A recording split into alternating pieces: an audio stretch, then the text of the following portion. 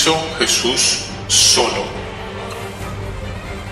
¿Cuál es el pensamiento que puede venir a la mente cuando se escucha hablar de Jesús sufriendo y muriendo en la cruz? Por lo general, acuden los sufrimientos en la cruz, claro.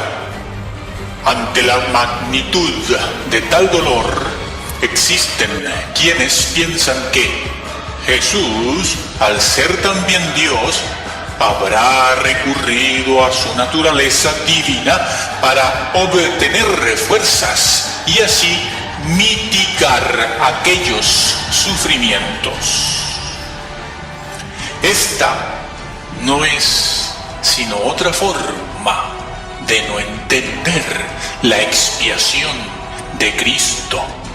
Esta no es otra forma sino de desglorificar su humanidad y empequeñecer sus méritos redentores, cuando no, invalidarlos.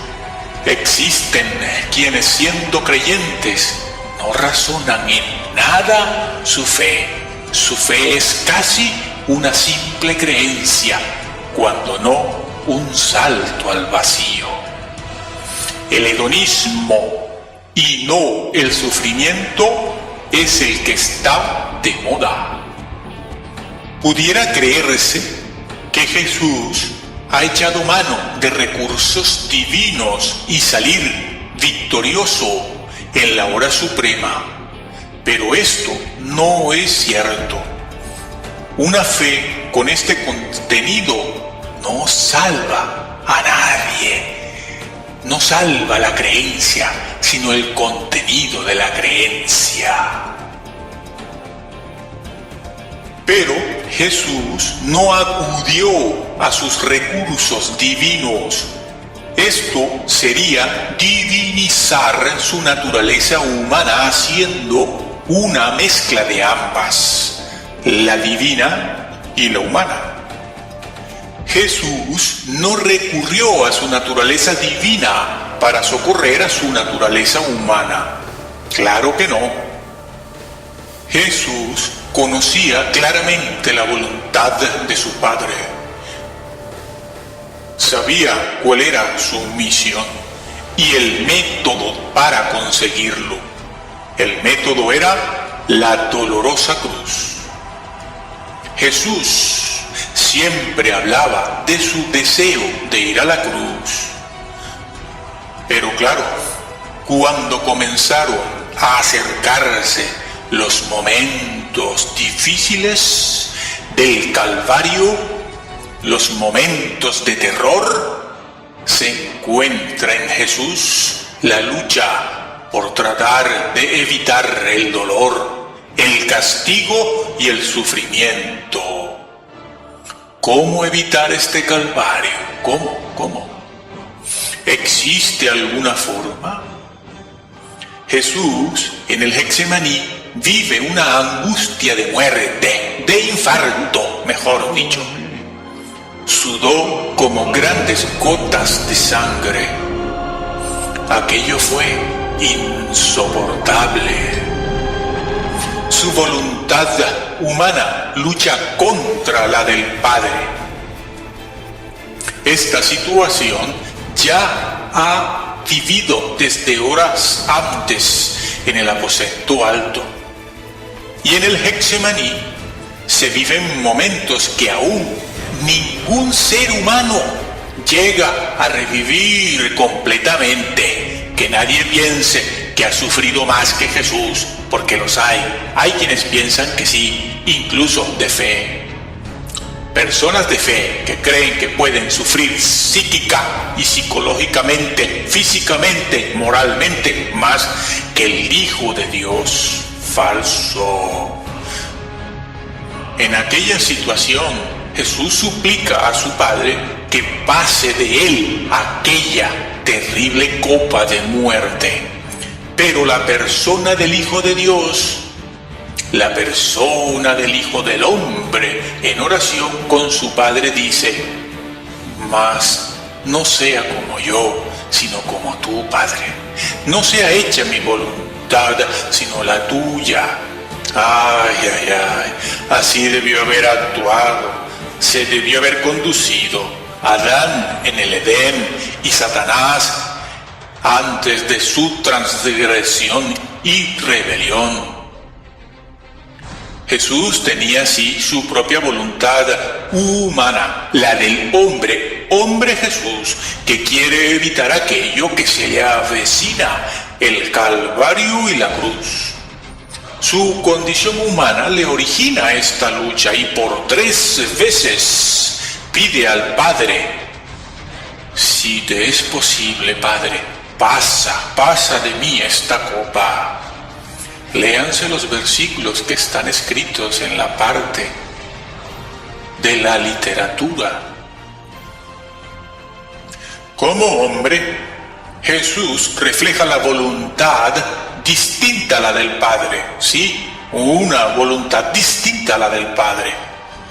Aunque como Dios, Jesús tiene el mismo deseo de Él, de su Padre, que es el de redimir a la humanidad en la cruz. Y es que el hombre no fue creado para el dolor. El sufrimiento es un estímulo negativo. Debe enfrentar Jesús esta hora solo con los recursos del hombre Jesús.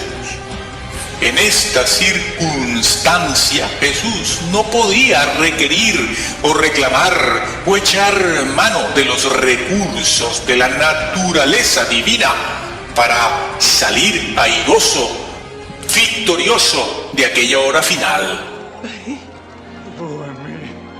Apréndete esto, que todo el plan de la redención, todo, desde la eternidad pasada, fue llevado a feliz término en su naturaleza humana solamente, en Jesús.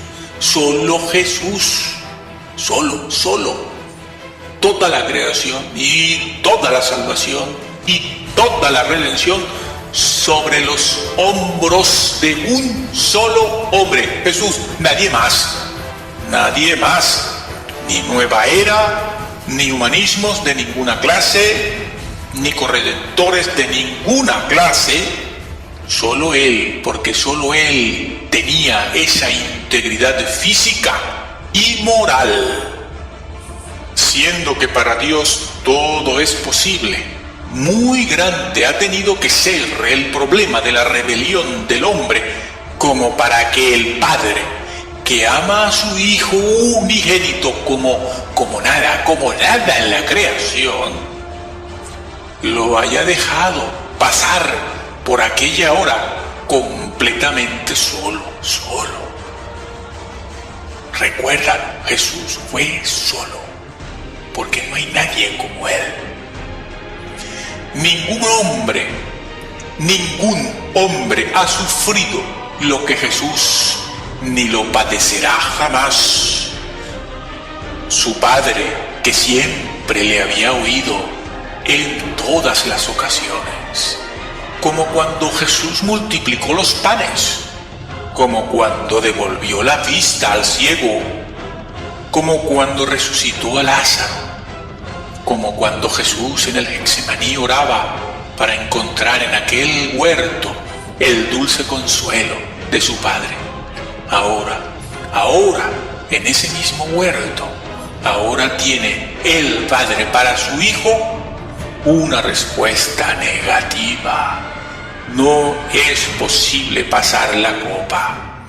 La redención de la humanidad, la redención y regeneración de la creación completa no conoce ningún otro plan.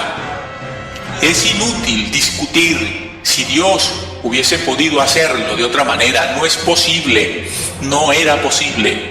Es imposible hacerlo de otra forma, porque el método de la cruz era el método que restituía la justicia divina, y ningún otro método puede demostrar que Jesús podía vindicar la justicia divina. Solo había un método, el de la cruz.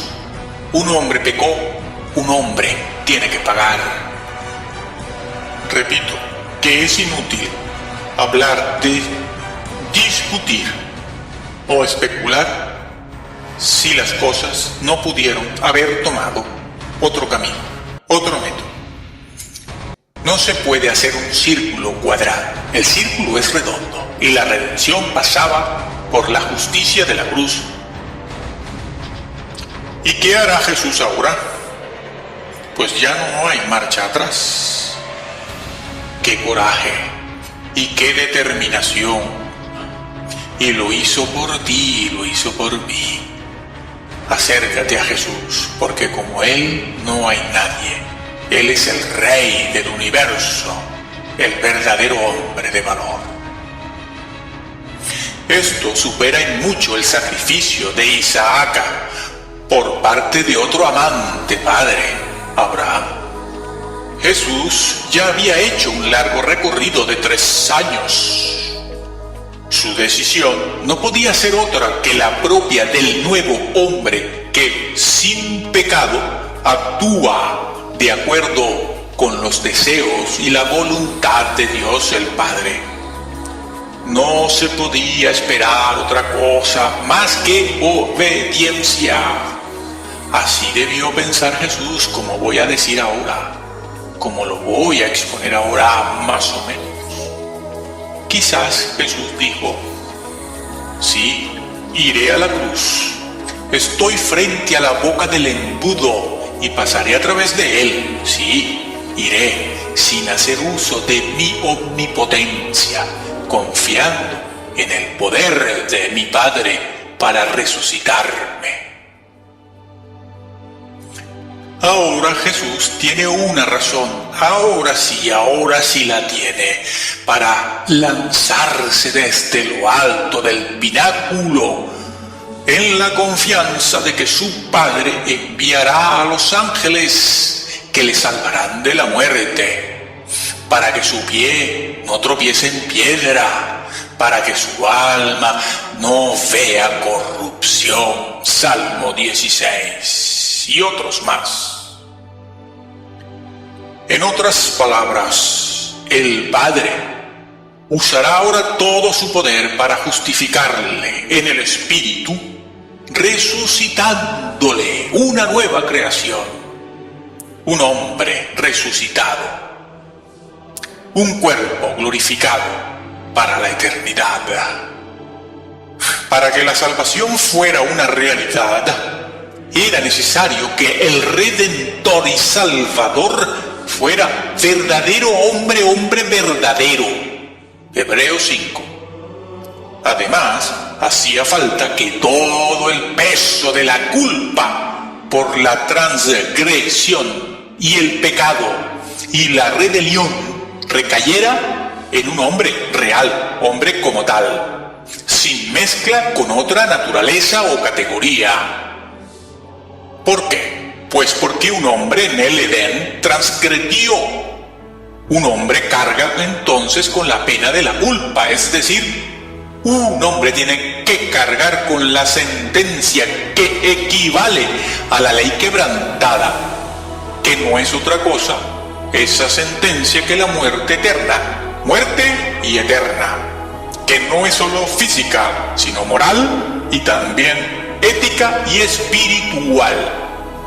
Así que, si Cristo es el Redentor, si Él, el Hijo de Dios, iba a ser el Salvador del mundo, no ha podido valerse de recurso alguno divino para cargar con la sentencia que le correspondía, con la culpa eterna, una sentencia para los hombres.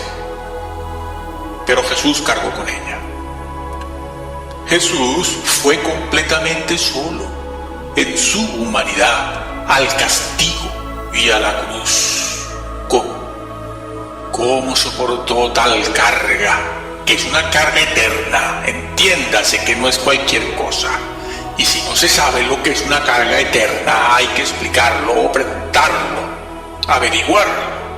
Sí, ¿cómo? La pregunta es ¿cómo? ese hombre soportó tal carga sin que esto le provocase la muerte primero por infarto, es que si no hubiese sudado como grandes gotas de sangre, si eso no estuviese dicho en la Biblia, no estuviese registrado, y al mismo tiempo hoy a alguien se le hubiese ocurrido decirlo, estaríamos desmintiéndolo.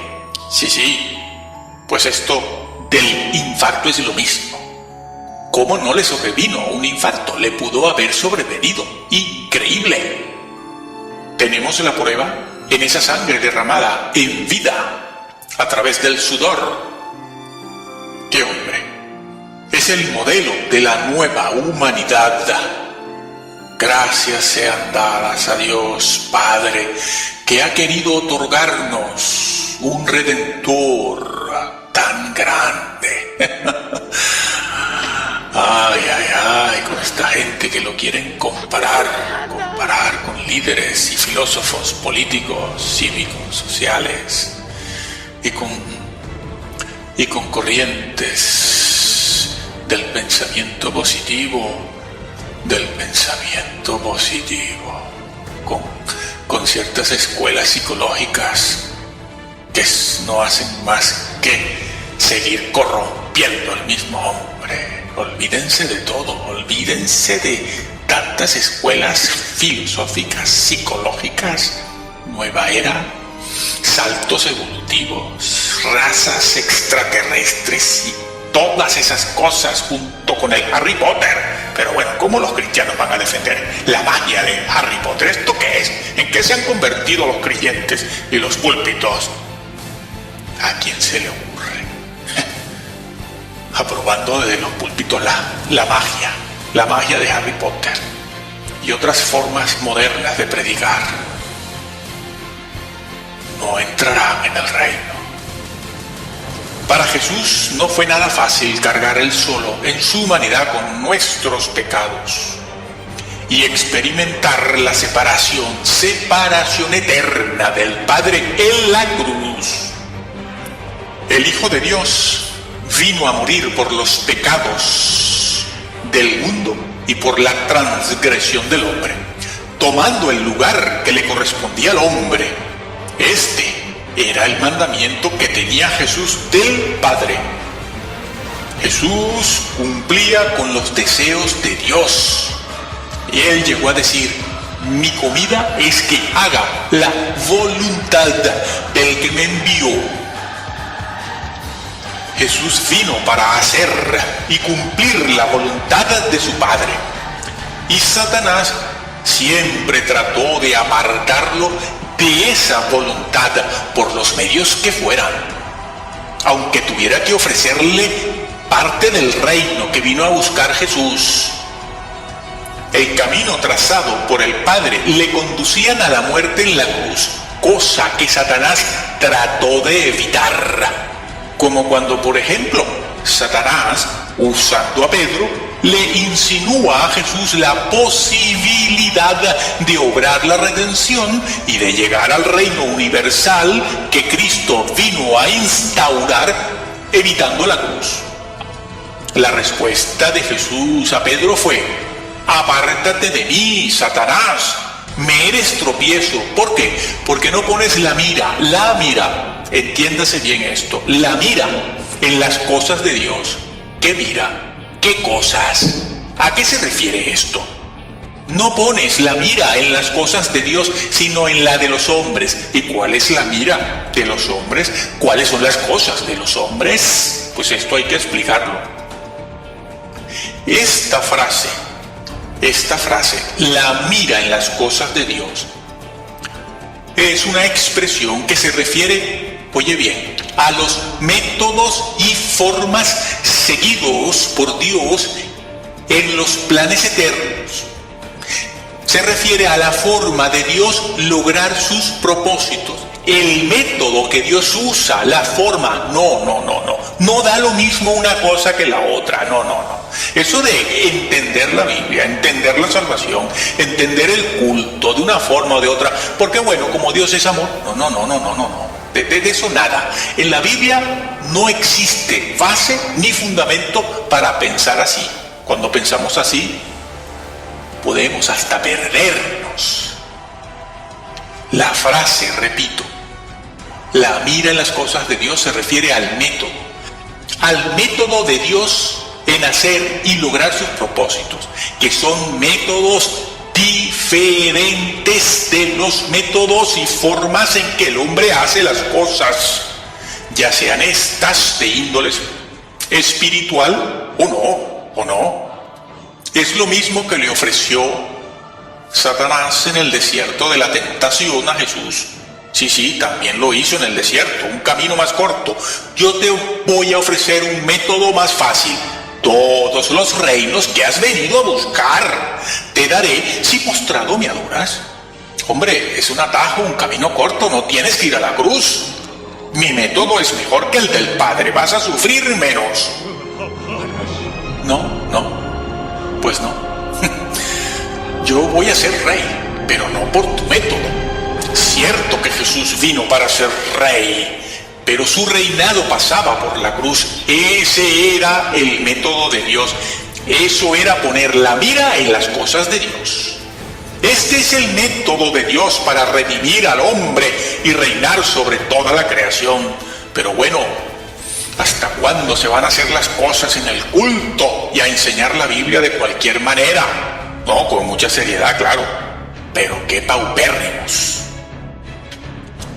No era el método de Dios tomar el reino de las naciones sin pasar primero por la cruz. Los métodos de Satanás son fáciles de aplicar, sí, pero al final llevan a la perdición. Amplia es la puerta y ancho el camino que conduce a la perdición eterna. ¿Cuántos de los que están en el ministerio cristiano evitan los métodos y las formas difíciles? Porque simplemente no van a producir supuestamente los resultados deseados. Harían bien en poner la mira en las cosas de Dios y no en los métodos empresariales. Sí, resultados y objetivos por resultados. ¿Y cuántas formas de administración y organización en el establecimiento de las metas? Se demuestra aquí que Jesús es completamente libre para ir a la cruz. Además, no es Cristo obligado.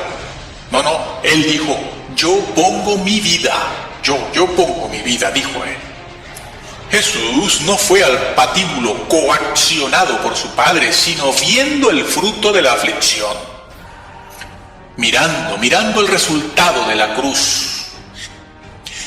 Y tal era la situación de Jesús en su sufrimiento, que el Padre le pone delante a Él el gozo, la victoria y el reinado eterno y sin fin que resultaría de aquella muerte de cruz, aquel método difícil.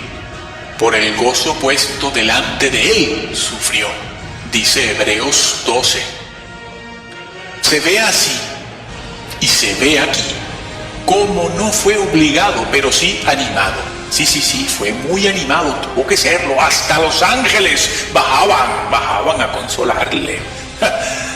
¿Cuál no sería su sufrimiento, su aflicción y la oposición? Y aquella muerte de naturaleza eterna que tenía que sufrir. Fue animado en su naturaleza humana. En la cruz estaba la persona divina, pero sin los recursos divinos. No los ejerció porque era libre para no ejercerlos. Esta es la grandeza y sobre todo, la humildad de Jesús, que pudiendo hacerlo, no lo hizo. Él que era omnipotente, Él que como Dios era omnisciente, que podía echar mano de los recursos divinos, no lo hizo. Como quien dice, pasó desapercibido. a estos creyentes de hoy en día y sobre todo en ciertas culturas, amigo, desapercibido nada. Aquí queremos lucirnos todos queremos lucirnos y pasar al frente. Todos tenemos algo que contar y que decir. A todos nos parece que Dios nos está hablando. Bueno, por ello dice la Biblia que fue obediente Jesús en todo hasta la muerte y muerte de cruz. Y en ello consiste la verdadera humildad, como se ha dicho. Sí, si es obediencia, entonces no es coacción, sino que tenía un mandamiento del Padre y obedeció. Es que eso es lo que tuvo que haber hecho Adán. Y también Lucifer. Y dijo que no, y todos nosotros hemos dicho que no. Todos. Ojo, una cosa es ser bueno y otra cosa es ser santo. Una cosa es una buena vida y otra cosa es una vida cristiana. Cuidado, que necesitamos biberones de Biblia, porque es que no sabemos nada. Por eso la apostasía, claro, y el bailoteo, y las comidas, y todo esto. El dolor y el sufrimiento en la persona de Jesucristo se vieron todavía aún aumentados. ¿Por qué? Porque era producido el sufrimiento en una persona divina, santa en extremo, infinitamente santa. Durante toda su existencia Jesús llevó una vida pura, purísima, digna y obediente a sus padres terrenales y también a los hombres en todo lo que correspondía, así también como a su Padre Celestial. Una vida sin un mal pensamiento, una vida sin ninguna idea impura, ni de venganza ni de codicia, con una imaginación totalmente al servicio de la pureza, del bien y del bien de toda la creación. Jesús era incapaz de concebir algo que no fuera la voluntad de su Padre, que no fuera recto, que no fuera puro, justo y santo. Sí, en la vida diaria, eso se hace en la vida diaria, no en el cielo, aquí, es lo que tenemos que hacer nosotros, esto no es para el cielo. Y quien no lo entienda y quien no haga el esfuerzo de hacerlo, puede verse sorprendido y llegar a no considerarse digno de Cristo mismo en aquel día del juicio. Eso está escrito, está dicho en Lucas 21 y también búsquese en 1 y 2 de Juan. No es para los curas, la Biblia no fue escrita para los incrédulos, ni las advertencias contenidas en ella son para los ateos, sino para los creyentes que han de velar por cuidar su salvación. Entiéndanlo a tiempo, porque si no, corren peligro. Por todo ello, Jesucristo es el modelo del nuevo hombre y el representante ante Dios. Es nuestro sustituto también, pero no representante solo para la obediencia. Él es nuestro sustituto, pero nosotros debemos obedecer. Y es el conocimiento en parte de este hecho en parte también, lo que puede salvar el alma, porque se corresponde con el contenido de la fe, que fe tenemos todos, Fe tenemos todos. Repito que es el conocimiento de este hecho lo que puede salvar el alma de una persona, y no la simple creencia en la existencia de Dios y en Jesús. No es lo mismo el conocimiento recto y correcto que la simple creencia en Jesús y la devoción en un Jesús y en Dios. No siempre una cosa lleva a la otra. Cuidado, que el razonamiento del centurión romano que acudía por ayuda a los pies de Jesús mismo la calificó de fe. Grande es tu fe, le dijo al centurión. No he hallado en Israel fe como la tuya. ¿Y cuál era la fe de un romano? ¿Es que aquel romano acaso era judío y sabía algo? No. Pero entendía el contenido. Jesús se refiere al contenido de aquella creencia que manifiesta el centurión, aquel contenido, aquella manera de razonar, de saber cómo Jesús podía actuar en el mundo físico y espiritual. Jesús la califica de fe y dice que es grande, y dice además que no la ha hallado en Israel. Amigo, el contenido, sí, los judíos también tenían fe. La mujer sirofenicia, su razonamiento es calificado de una fe poderosa, grande. Todos tenían fe, sí, pero el contenido de cada fe, de cada uno de ellos era diferente. Por eso termino diciendo que es el conocimiento de los hechos, la doctrina correcta, la que salva, la que salva. No sirve simplemente tener fe, no sirve simplemente decir que se cree en Dios, ni que se cree que Jesús existió y asistir cada domingo a un templo, a una iglesia. Estimado lector y oyente, ¿has conocido lo que Cristo hizo por ti en la cruz? ¿Quién te lo está enseñando? ¿Quién? Es una persona de calibre doctrinal, teológico, oye, escucha bien, y moral, de calibre moral. ¿Sabes tú quién murió en tu lugar? Porque tú estás condenado como yo al infierno. ¿Sabes quién murió? ¿Sabes quién es ese que murió? Al que todos llamamos Jesús. ¿Quién te lo está enseñando? ¿Es competente o es un inepto, un incompetente? Tranquilo, busca tú al Señor, lee tú la Biblia, escucha también las predicaciones en tu iglesia, la que sea. Aunque te animo a buscar un templo, una iglesia y un pastor, un diácono o un obispo que hablen solo de Jesús. Escucha bien, solo de Jesús. Grábense esto bien, solo Jesús, solo, no hay más. Si comprendes y reconoces tu condición pecadora y tu condición de persona soberbia, como yo también, claro, delante del Salvador, somos pecadores, altivos y soberbios delante del Señor, no malas personas, sino personas pecadoras, soberbias delante del Salvador. Él, Jesús, el mediador, el único mediador, el único redentor, intercederá por ti con su preciosa sangre en el cielo. En este momento en el cielo hay una sangre humana. La misma sangre que Jesús tuvo aquí, la tiene allá. La necesita Él allí para interceder, sí, por ti y por mí, delante del trono de Dios Padre. Y eso, el Señor y ese hecho que permanece constante ante el trono de Dios, te dará amplia y generosa entrada en el eterno reino de justicia cuando Él venga. Porque Él, Jesús, es el Salvador, es el Redentor y es el Rey del universo. Y es el Hijo de Dios que tiene naturaleza divina. Todos sus atributos son los mismos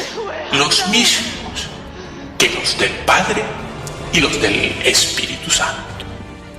Es nuestra oración que el Señor te ayude y te bendiga y contagia tú con la palabra de Dios a todo aquel que está a tu lado. A todo aquel que está a tu lado. Y háblale de Jesús a todas las personas, aún dentro del templo, porque lo necesitan, lo están necesitando. Y en aquel día el Señor te bendecirá. Amén. Y en aquel día el Señor te bendecirá.